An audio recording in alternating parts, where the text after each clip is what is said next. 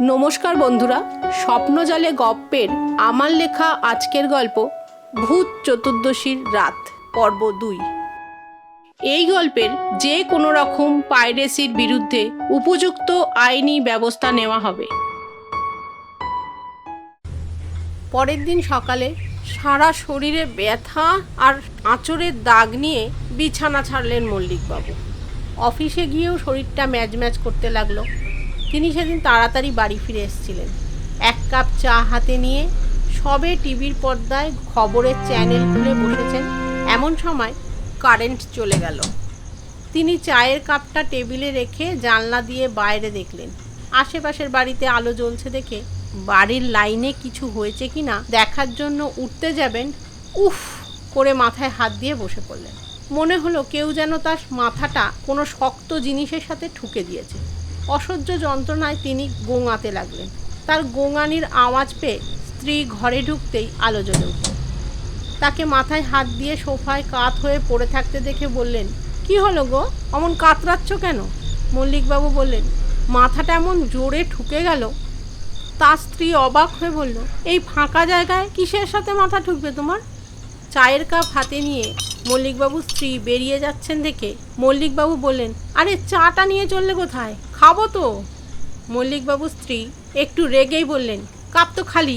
এবার মল্লিকবাবু সোফা ছেড়ে লাফিয়ে উঠে বললেন, সত্যি বলছি মীরা, আমি এক চুমুকও খাইনি। কাপটা নিয়ে বসার সঙ্গে সঙ্গে তো কারেন্ট চলে গেল, খেলাম কখন? স্ত্রী ঝাঁঝিয়ে উঠে বলল, তাহলে কে খেয়েছে, ভূতে? মাথার ডাক্তার দেখাও, পাগল হয়ে গেছো। এই বলে তিনি ঘর থেকে বেরিয়ে গেলেন। মল্লিকবাবু স্পষ্ট মনে আছে তিনি এক চুমুকও চা খাননি। এই সব যখন ভাবছেন তখন করে একটা হাসির শব্দ শুনতে পেলেন। গাটা তার ছমছম করে উঠল।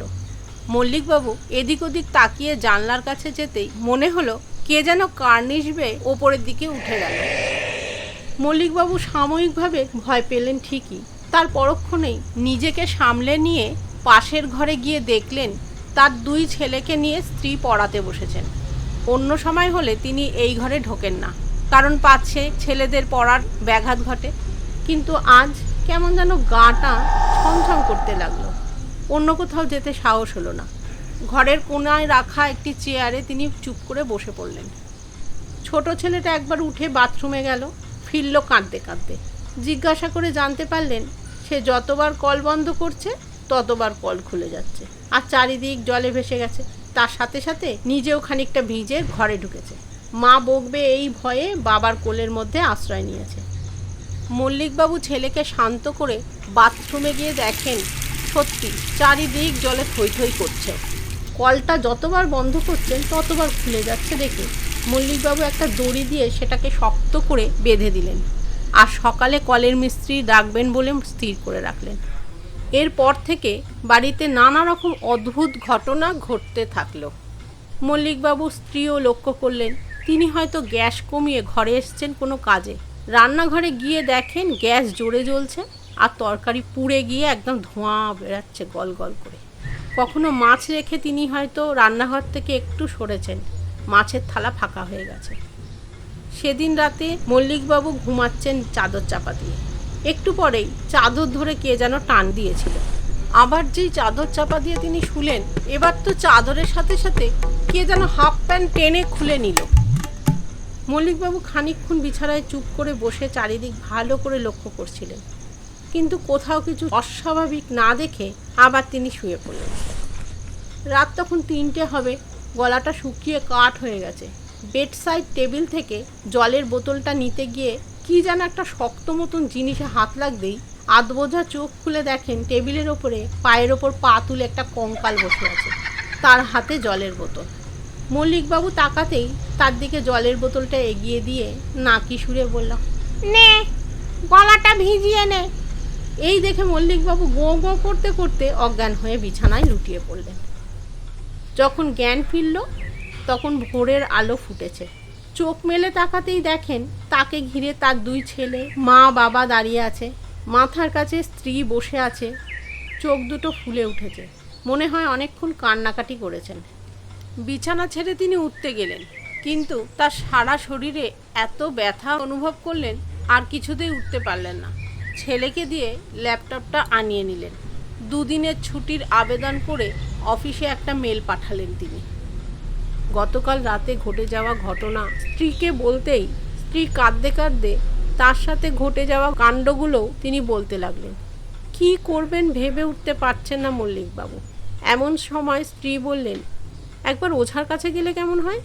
মল্লিকবাবু বললেন, এখনকার দিনে ভূত প্রেত ওঝা এসব আছে নাকি? স্ত্রী নাছোড়বন্দা হয়ে পড়ল। অবশেষে মল্লিকবাবু বললেন, তোমার যা ইচ্ছে তুমি তাই করতে পারো, এর মধ্যে আমাকে জড়িও না। আমার শরীর এমনিতেই ভালো নয়, আমার মাথাটা তুমি খারাপ করো না। মল্লিকবাবু কষ্ট করে হলেও স্নানে ঢুকলেন। শাওয়ার চালালেন। জল ভয়ঙ্কর রকমের গরম, গায়ে পড়তেই যেন পুড়ে গেল। মল্লিকবাবু উফ করে শাওয়ারের তলা থেকে সরে গেলেন। নভেম্বর মাসের প্রথম সপ্তাহ, এই সময় ট্যাঙ্কের জল আরামদায়কই থাকে, কিন্তু এত গরম কি করে হলো? তিনি কলের তলায় বালতি বসিয়ে সেটা ভরে দেখলেন, না, বালতির জল তো ঠান্ডা। এটা কি করে সম্ভব? একই ট্যাঙ্কের জল শাওয়ারে গরম আর কলে ঠান্ডা।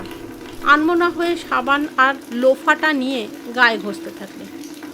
মল্লিকবাবু একটু স্থূলাকায়, কখনোই তিনি নিজের চেষ্টাতে পিঠে সাবান মাখতে পারেন না, অথচ আজ তিনি খুব সহজেই পিঠে সাবান মাখতে পারছেন। কিন্তু তার হাত তো কাঁধ পর্যন্ত গিয়েই আটকে যায়। এই কথা ভেবেই বেসিনের ওপরে থাকা আয়নাটার দিকে তাকাতেই তার চোখ ছানাবড়া হয়ে গেল। তিনি দেখেন তার হাত কাঁধ পর্যন্ত গিয়েই আটকে আছে, কিন্তু লোফাটা নিজে নিজেই সারা পিঠে ঘুরছে। এই দেখে মল্লিকবাবু ভয়ে কয়েক পা সরে আসতেই লোফাটাও তার পিঠ লক্ষ্য করে ছুটে এলো। আর তার সাথে সাথে খোনা গলায় শোনা গেল, আরে পালিয়ে যাচ্ছিস কেন? রোজ রোজ তোর এই কষ্ট আমি আর চোখে দেখতে পারি না। মল্লিকবাবু জিভটা জড়িয়ে এলো। বহু কষ্টে তিনি বললেন, কে, কি চাও? এবার খোনা গলায় শোনা গেল, আমি গেছরে, আর বেশি কিছু চাই না, ওই হারিয়ে যাওয়া সম্মানটা ফিরে পেতে চাই। মল্লিকবাবু এবার রেগে গেলেন, মনে জোর এনে বললেন, তা সম্মান পেতে এখানে এসছো কেন? মা, সম্মান তো তুই নষ্ট করেছিস। আমি তোমার সম্মান নষ্ট করেছি কিভাবে? ও বাবা, এর তো দেখছি কিছুই মনে থাকে না খোকা।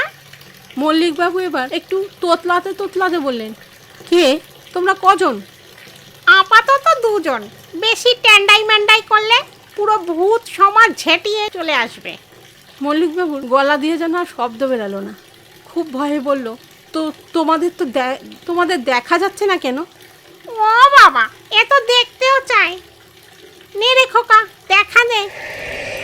এই বলে গেছো আর খোকা নিজেদের রূপ ধারণ করতেই মল্লিকবাবু ভয়ে বাথরুমের এক কোণে সেটে গেলেন। দেখলেন তার সামনে দুটো কঙ্কাল দাঁড়িয়ে, একটা বড় আর একটা ছোট। তিনি গোঙাতে গোঙাতে বললেন, আমাকে ছেড়ে দাও। ছেড়ে দেব? আগে আমাদের সম্মান ফিরিয়ে দে। আমি তোমাদের সম্মান কিভাবে নষ্ট করলাম? ওরে খোকা, কি যেন বলেছিল? ছোট কঙ্কালটা লাফাতে লাফাতে বলল, আমার পেট নিয়ে মারছি, 14 প্রদীপ জ্বালিয়েছি, করবি আমার কি? মল্লিকবাবু মনে জোর এনে বেশ কড়া গলায় বলল, 14 প্রদীপ জ্বালিয়েছি আর 14 শাকও খেয়েছি, আমার কিচ্ছু করতে পারবি না তোরা। তখন বড় কঙ্কালটা তেড়ে গিয়ে মল্লিকবাবুর হাতটা পিছমোড়া করে ধরে বলল, 14 শাক খেয়ে নিয়ে কি শরীরে অ্যান্টিবডি তৈরি হয়ে গেছে? কিচ্ছু করতে পারবো না, না? মল্লিকবাবুর কাঁধের কাছটা টনটন করে উঠল, মুখ দিয়ে চিৎকার বের হলো। সেই সুযোগে খোকা সুরুত করে মুখের ভেতরে হাত ঢুকিয়ে তার জিভটা টেনে বার করে আনল। ওদিকে বড় কঙ্কালটা এক নাগাড়ে বলে চলেছে, কি রে, মুখ দিয়ে কথা বেরাচ্ছে না কেন? খোকাভূত খিক করে হেসে বলল, কি করে বলবে দাদু, আমি তো জিভ টেনে ধরেছি। ও তাই বলি, গো গো করছে কেন? ঠিক আছে, এখন ছেড়ে দে, পরে আবার ধরিস। খোকাভূত মল্লিকবাবুর জিভটা ছেড়ে দিতেই গেছো আবার হাতে মোচড় দিতেই মল্লিকবাবু বলল, আমাকে ছেড়ে দাও।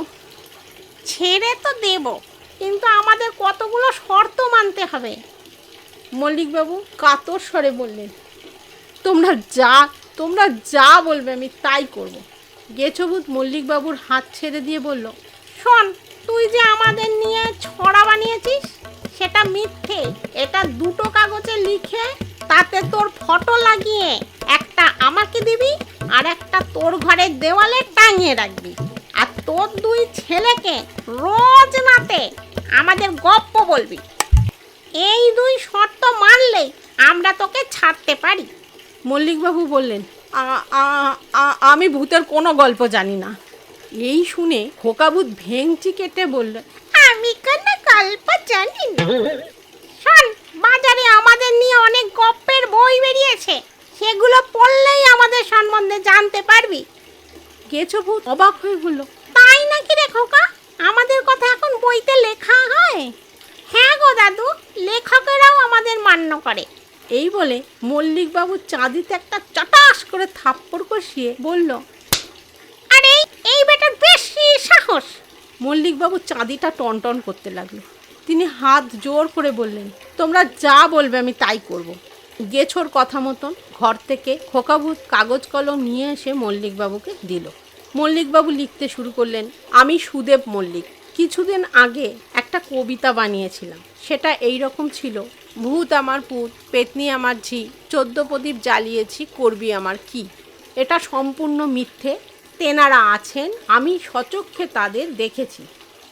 লেখাটা এখানেই শেষ করে দিচ্ছিলেন মল্লিকবাবু, কিন্তু খোকার সেটা পছন্দ হলো না। সে গেছোকে বলল, দাদু এ তো নিজের কথাই বললো, আমাদের কথা তো কিছু লিখলো না।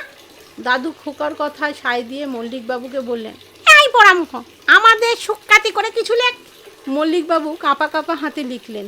তেনারা খুব শান্ত প্রকৃতির হন। তেনাদের না রাগিয়ে দিলে তেনারা মানুষের কোনো ক্ষতি করেন না। এই পর্যন্ত লেখা হতেই বাইরে থেকে বাথরুমের দরজায় ঠক ঠক করে মল্লিকবাবুর স্ত্রী টোকা দিলেন। বাইরে থেকে গলার আওয়াজ শোনা গেল, কি গো, এতক্ষণ ধরে কি করছো? মল্লিকবাবু মিনমিনে গলায় বলল, এই তো আমি আসছি, হয়ে গেছে। গেছো মল্লিকবাবুর হাত থেকে একটানে কাগজটা নিয়ে নিল আর খোনা গলায় বলল, দ্বিতীয় শর্তটা না মানলে আমরা আবার আসবো। এবার তো ছেলেদের ধরবো। খানিকক্ষণ সব চুপচাপ। আশেপাশে কঙ্কাল দুটোকে আর দেখা গেল না। মল্লিকবাবু খুব আস্তে ভাঙা ভাঙা গলায় বললেন, আপনারা কি চলে গেছেন? আপনারা কোথায়? কিন্তু কোনো সারা শব্দ মল্লিকবাবু পেলেন না। তিনি সশব্দে বাথরুমের দরজা খুলে দৌড়ে ঘরে ঢুকে গেলেন। ওইদিকে ভূতপাড়ায় সেই রাতে গেছো আর খোকাকে নিয়ে কি উল্লাস! ভূতেদের সম্মান পুনরুদ্ধার করার জন্য ভূত সমাজে তাদের দাম বেড়েছে। হেপো ভূতের পরই গেছো ভূতের স্থান হয়েছে। সকল সমস্যার এক চুটকিতে সমাধান, এই লিখে একটা পোস্টার টাঙিয়ে গেছো ভূত এখন দপ্তর খুলেছে। এর মধ্যে অনেকেই তাদের সমস্যা নিয়ে গেছোর কাছে এসেওছে। এক চুটকিতে না হোক, তবে সমাধান গেছো করেছে। এখন শুধু অপেক্ষা মামদো কবে তার সমস্যা নিয়ে গেছোর কাছে আসে। ওদিকে সেদিনের পর থেকে মল্লিকবাবুর একটা বিরাট পরিবর্তন লক্ষ্য করেছে তার পরিবারের লোকজন। তিনি সেই লিখিত কাগজটা দেওয়ালে টাঙিয়ে রেখেছেন কি না জানা যায়নি, তবে মাসের প্রথমে তাকে কলেজ স্ট্রিটের বইয়ের দোকানে ঘুরে ঘুরে 100 ভূতের গল্প, সেরা ভূতের গল্প, গা ছমছমে রাত, ভয়ঙ্কর রাতের কথা, এই ধরনের বই কিনতে দেখা গেছে। আমার গল্প যদি ভালো লেগে থাকে তাহলে চ্যানেলটিকে সাবস্ক্রাইব করার অনুরোধ রইল, আর সাথে লাইক, শেয়ার ও কমেন্ট করতে ভুলবেন না।